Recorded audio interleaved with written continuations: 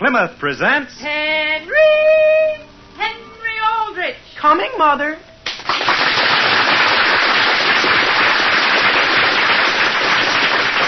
Yes, it's The Aldrich Family. Written by Clifford Goldsmith. Transcribed and brought to your family by Plymouth. Get set for a new kind of low-priced car. Go to your nearby Plymouth showroom Thursday. Meet the new Plymouth. Yes, the 1953 Plymouth is a new kind of car. First truly balanced car in the low-priced field. And what a difference Plymouth's True Balance makes. A beautiful new look, a remarkable new ride. And Thursday's the day your Plymouth dealer says, come on in and meet the new Plymouth. There's going to be a big Plymouth contest, too, starting Thursday. Your chance to win yourself a beautiful new Plymouth free or one of hundreds of cash prizes. Full details from your nearby Plymouth dealer on Thursday when you go in to meet the new 53 Plymouth.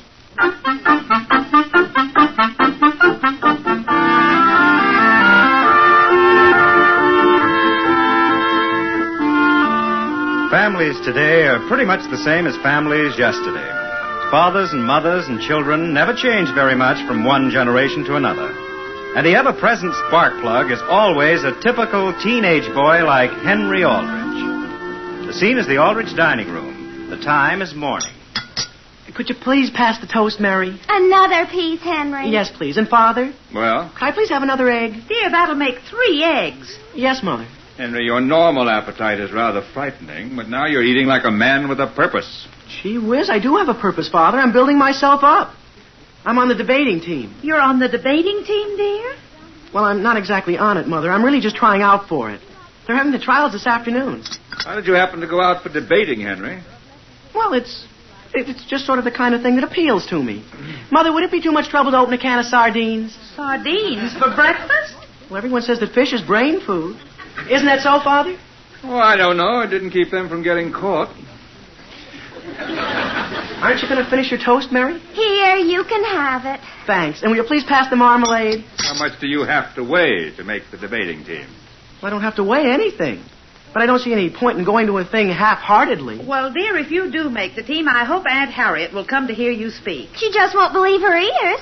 Well, gee whiz, why should everybody be so amazed just because I'm anxious to improve my mind?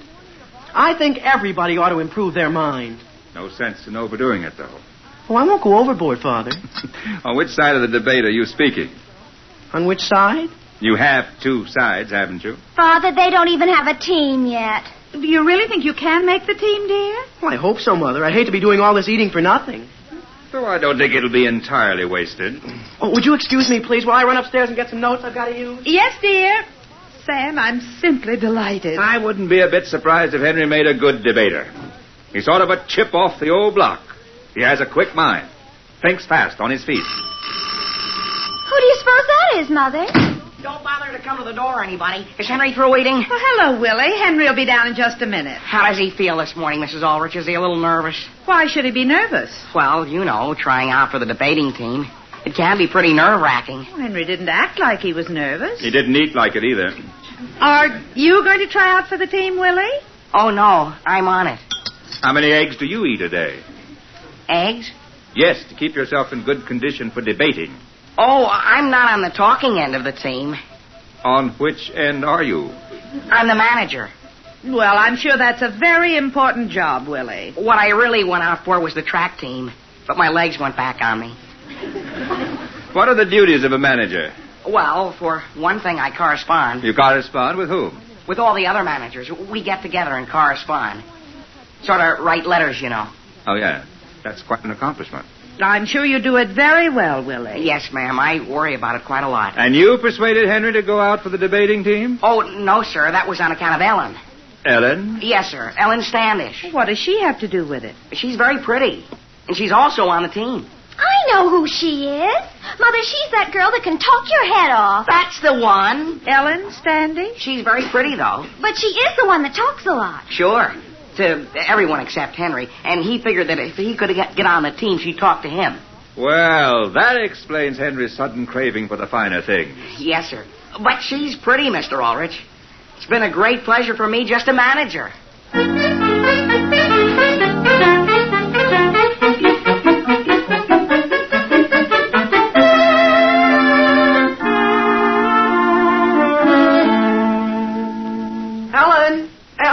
Standish. Well? I just finished my tryout for the debating team. Oh, did you? Sure. I thought perhaps you'd be glad to know I may be on the team with you. Are you going down the hall a ways? I'm going into the library here. Oh. Say, Henry, is that you? What is it, Homer? Hello, Ellen. I just finished my tryout. Are you going out for the team, too? Sure, we'll all be together. Oh. Goodbye. Goodbye. Goodbye, Ellen. Ellen? Henry, they said you and I should wait in the classroom across the hall until the tryouts are all over. Okay, let's go in. Boy, I sure hope I make the team. Well, what subject did you talk about? I talked about how I helped my mother grow tomatoes last summer. Henry, it isn't pronounced tomato. It isn't? No. In parliamentary procedure, it's tomato. Tomato? Well, who do you know that calls it tomato? Did you ever hear anybody talk about French fried potatoes? That isn't the point, Henry. Common people call it tomato. But when you're trying to make the debating team, it's tomato. Hey, fellas, I got some great news for you. You have, Willie? Did we make the team? The faculty is in conference right now. I'll let you know as soon as they tell me. Hey, Willie! What were you going to ask him, Henry? Whether I could give part of my speech over. As a matter of fact, Homer, I know a lot of people who aren't common who say tomato. Well, Henry, all I know is that if I had to stand up before 3 members of the faculty, I'd be mighty sure I said tomato. Boy. The part that makes me mad, Homer, is I could have just as well said asparagus and been on safe ground. Hey, fellas, the meeting's over. What did they decide, Willie? Yeah, what? Well, one of you guys is going to be awfully disappointed. We are? Well, tell us which one it is. Now, listen, Henry, I'm the manager, and I'll make the announcement when I'm good and ready. Besides, it shouldn't make any difference to you how they decide it. You mean I didn't make it? No.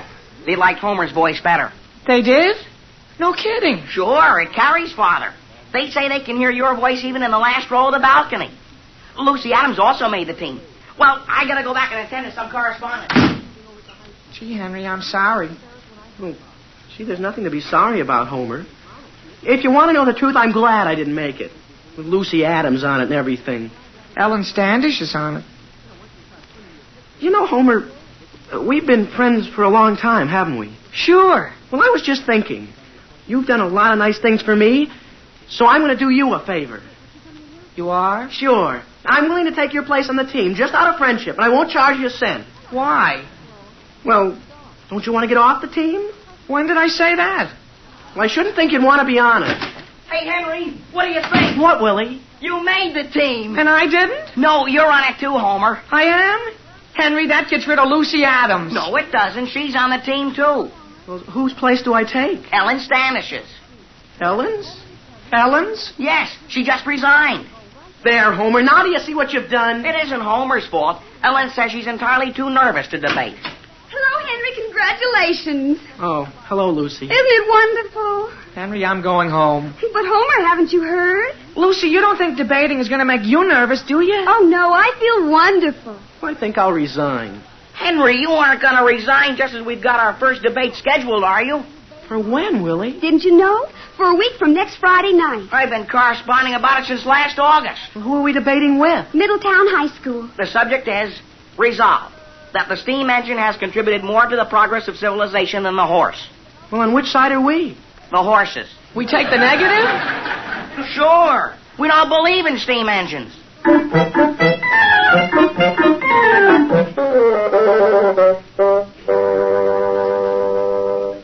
Henry, don't you think the horse has done more than the steam engine? I don't know, Lucy. Henry, you don't seem interested. Lucy, I just don't think I'm going to be any good at this.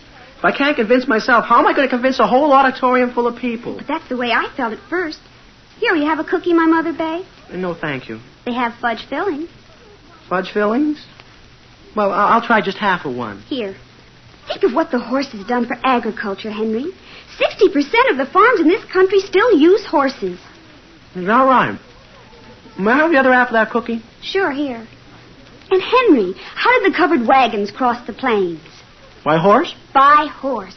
Our forefathers didn't know what a steam engine was. Well, that's true, Lucy. And you always have cookies like this? Oh, of course. See how interesting it is? Well, it's beginning to show some possibilities. Excuse me for reaching in front of you. When you get through with those cookies, Henry, there are some more in the kitchen. Oh, my goodness, I wonder whether that's Willie phoning. Willie? Hello? Hello, Lucy? Oh, is that you, Homer? Yes, is Henry there? Henry. Gee whiz, what does Homer want? Here. Oh, Homer. Can't Can't you get away from her, Henry? Not exactly. Boy, do I pity you. Do you know what I dug up in the library this afternoon? What? All about the Eohippus. The what-a-pus? The Eohippus. It was a prehistoric horse, and it stood less than 2 feet high. What was it used for? I don't think it was used for anything. But I think we ought to mention it, Henry. It'll show we dug into it. They had 4 toes. 4? Imagine. Henry, will you have another cookie? Sure, thanks, Lucy. Cookie? Homer, did you ever think of this? How do they speak of a steam engine? How? By its horsepower. Sure. Boy, Henry, that's wonderful. Write it down, Lucy. And I'll write down about the Eohippus. Sure.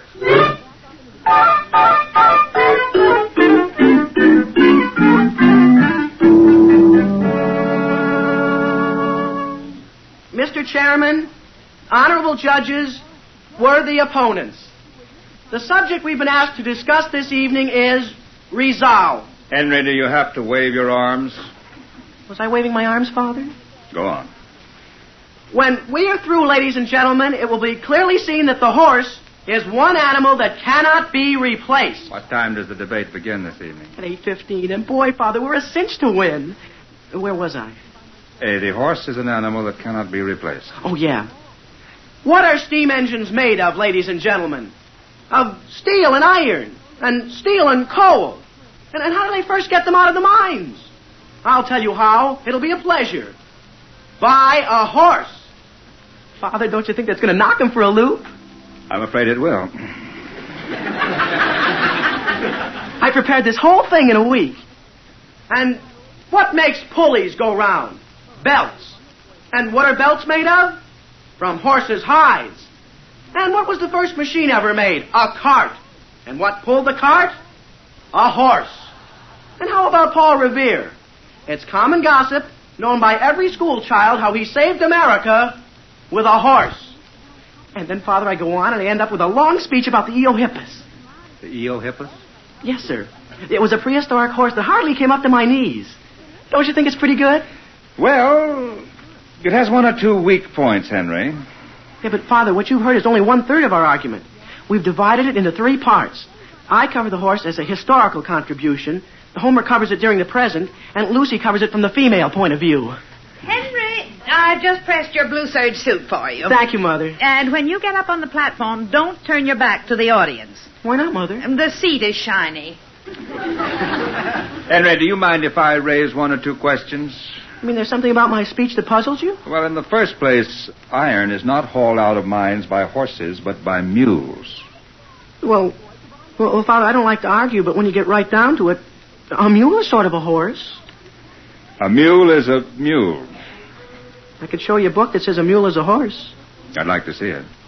Well, anyway, I don't think that's the point, Father. The question is, which has done more for civilization? Well, supposing your worthy opponents remind your audience that the first cart was not pulled by a horse, but by a man. No horse? No horse. Not even an Eohippus? And supposing they mention the fact that very good driving belts are made not only from horsehide, but from cowhide. But, Father, you keep evading the issue. What I'm talking about is horses. All right, then let's talk about them. In what way did Paul Revere's horse help promote progress? Well, it stands to reason. If he hadn't had a horse, he wouldn't have been able to spread the alarm before the enemy came. Supposing he had to wait around until the steam engine was invented. And by what means was the enemy approaching? On horseback. In other words, it was a case of one horse trying to get away from a number of other horses. Therefore, the horses all cancel each other out and have nothing to do with the case. Could you say that again, Father? Make it a little clearer. I'm a lawyer. I don't have to be clear. Henry! Yes, Mother? It's time for you to go upstairs and wash. Already? Yes, dear. Dinner's on the table. Dinner? Well, gee, Mother, it's a funny thing, but all of a sudden something happened to my stomach. What's the matter, dear? Have you lost your confidence? I just wish I hadn't got mixed up in this darn debate. Now, dear, you go upstairs and get washed. You'll feel better. Yes, Mother. You and Father aren't going to sit down in front, are you? We are. Well, don't do that, Father. Every time I see your face, I'll forget all about horses. Henry, please go upstairs. Yes, Mother. I feel just as though I were sitting on the guillotine. Sam, did I overhear you criticizing Henry's talk? I was simply pointing out one or two of his weak spots. There's nothing wrong with that. Oh, my goodness, Sam, now he'll just brood about it. You know how Henry is. I'll answer the phone. Maybe the debate's being called off. There, Sam, is a very good example of how you've unnerved him. Alice, I give you my word. I was simply trying to help the boy. Well, I'm quite sure that if I had to stand up before an audience of several hundred people, I wouldn't want my father to upset me just before I went on. Henry! Yes, Father? When you're through on the phone, come in here. Yes, sir. Sam, you're going to wear your best suit, aren't you? Just to go over to the high school? Well, dear, I bought a new hat. After all, we don't want to be a disgrace to Henry. And I do want Henry to win, if only because of that Ellen Standish. What has she done? Well, Mary heard that Ellen got off the team just because Henry was on it. Gee whiz, is Lucy nervous? Poor kid. Well, don't you be nervous, Henry. Your father and I are trying not to be. What did Lucy call you about? Just to say she's so scared she can't eat her dinner. Well, you should have told her to have a cup of tea. That's all I'm going to have. Henry. I'm going up and finish washing. Before you go up... Is there something more wrong with my speech? Well, I'd like to explain that the only reason I criticized your talk was to find out how much you believed in it. Oh. You see, if you don't believe with all your heart and soul that the horse has been more important, then the judges won't believe you. Oh, but I do believe it, Father. Well, I suppose I'm a little sentimental about it, but it isn't just for my sake and for yours that I want to win. It's really for all horses in general. Henry, can I speak to you for a minute? Where did you come from, Willie? I just met the Middletown debating team at the station. And boy, have they made a mess of things. How? Well, we're taking the negative of the argument, aren't we? Yeah. Well, so are they. You mean they've taken our side? Yes. Can you imagine a dirty trick like that? How could a thing like that have happened? Well, something seems to have gone wrong with the correspondence. Willie, you mean it was really your fault? Henry, I'd like you to see all the correspondence I've handled on this. I bet you'd make one or two minor mistakes yourself. What are you going to do about it? Well, Mr. Bradley, our principal, says our team has to take the other side. The other side? Willie, you mean I have to be a traitor to the horse?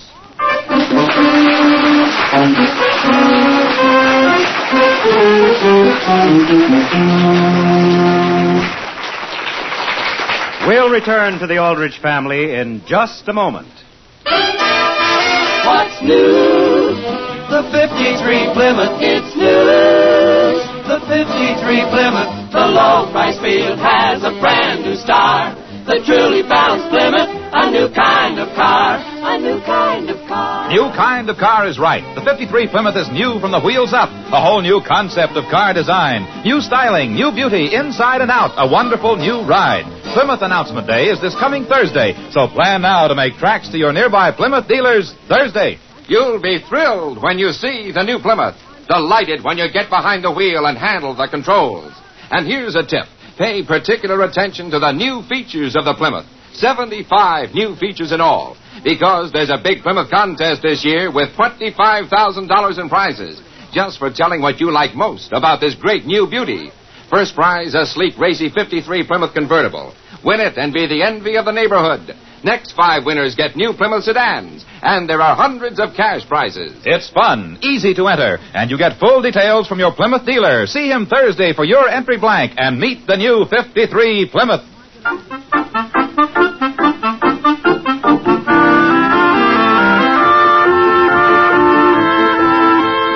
And now getting back to the troubles of Hen-ree Al-drich. Well, after working on a debate for 10 days, Henry has just learned that his team has been preparing the wrong side.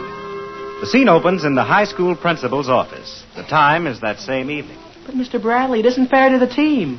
It isn't even fair to the audience. Henry, the mistake was made by our manager. The least we can do is take the affirmative and go ahead with the debate.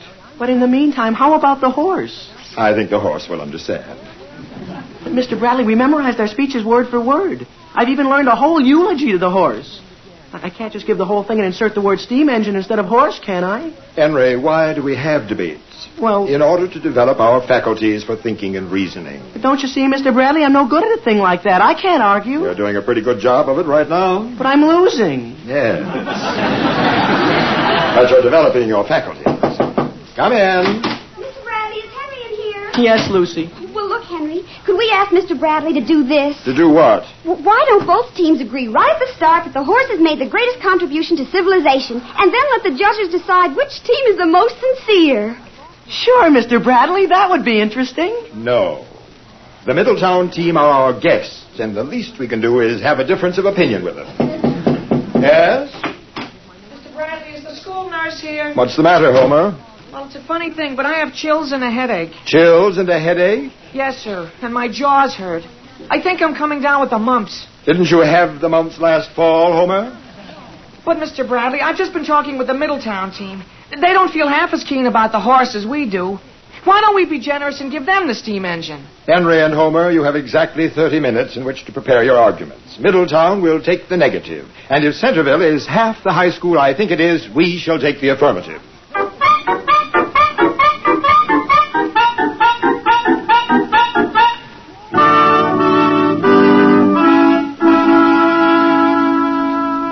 What is more, ladies and gentlemen, members of the faculty, since the Centerville team has just learned at the last moment that it must change sides, it will, so to speak, be swapping horses in the middle of the stream in favor of the steam engine. And I suppose that the pitcher of water that rests on this stand is for the affirmative to make steam with and for the negative to give to their horses.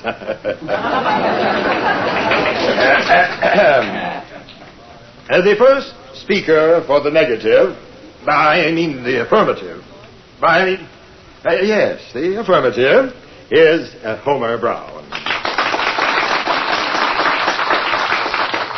The question we have been asked to discuss was... Oh, boy. I mean... Ladies and gentlemen and honorable judges.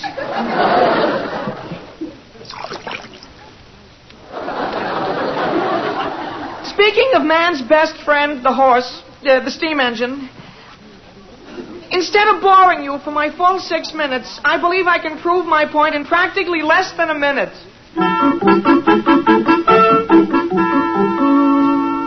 And what is more, ladies and gentlemen, when a lady who lives in Chicago sees a hat that she wants in New York, how do they get it to her? By horseback? No!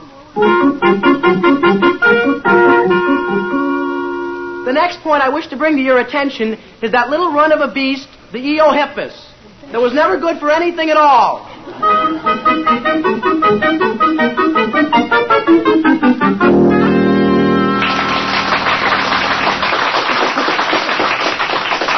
Ladies and gentlemen, you have heard both sides of the argument and the rebuttal for the negative.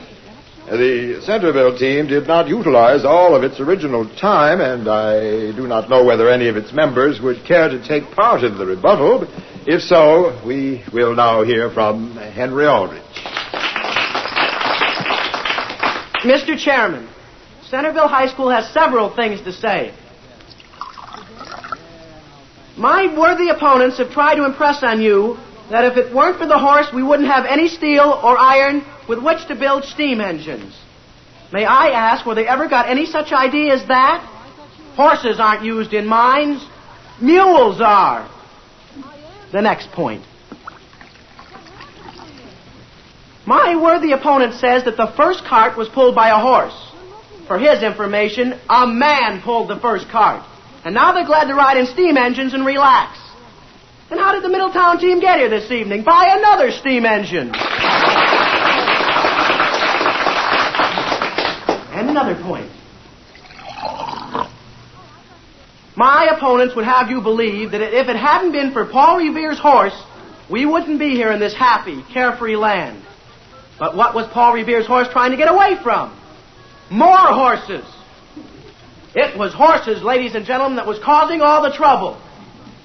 And I ask you, is that what you could call progress? No. No, 1,000 times no. The affirmative rests. Ladies and gentlemen, while the judges retire to try to reach their decision, a very difficult decision, I'm sure, the orchestra will entertain us with a number which they had rehearsed before they discovered their own team was to take the affirmative. It is called Light Cavalry Overture.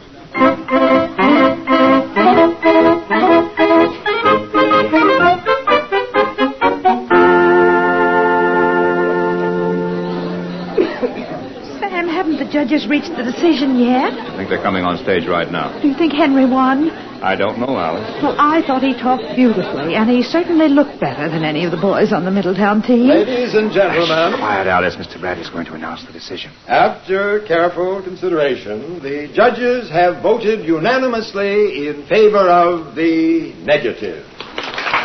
Which side is the negative, Sam? Middletown. You mean Hen-ree lost? He did. I should like to congratulate not only the winners, but our team as well. In spite of the fact that we lost, never have I heard finer examples of extemporaneous speaking. If I hadn't known to the contrary, I would have said that the last speaker, Hen-ree Al-drich, had prepared his rebuttal in advance. Mr. Chairman. Yes, Mr. Fontaine? I happen to be one of the judges. May I ask, was the negative Middletown? The negative was Middletown.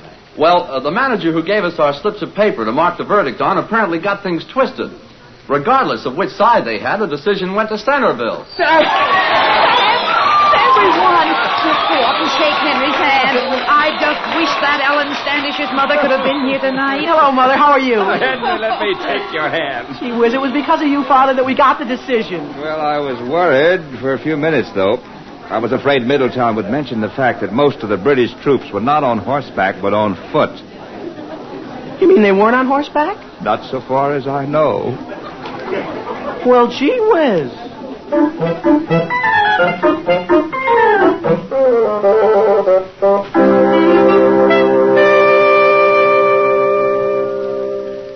Sam, have you seen the morning paper? No, Alice. What's the news? Listen to this. Before a capacity audience last night, Centerville High School defended the negative side of a heated battle in which they were particularly effective in arguing for the affirmative. Hen-ree Al-drich kept the visiting opponents completely baffled to the very end as to whether he favored the colonists or the British.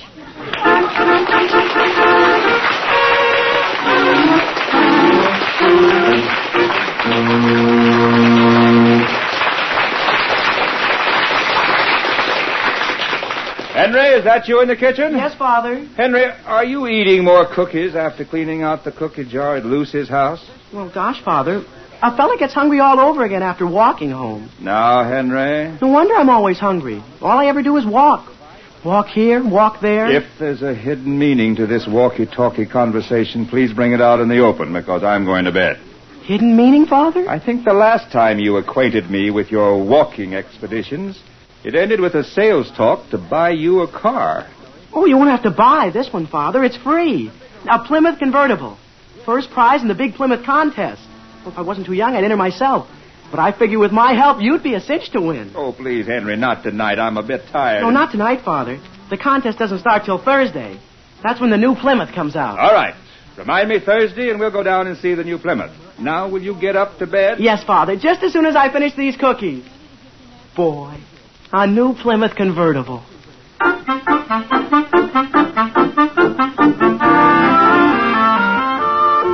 The Aldrich Family is transcribed as written by Clifford Goldsmith. Henry is played by Bobby Ellis and Homer by Jack Grimes. Mr. and Mrs. Aldrich are House Jameson and Catherine Roth. Your announcer is Dick Dudley. Good night, everybody. And remember, you have an important date Thursday to meet the new 53 Plymouth.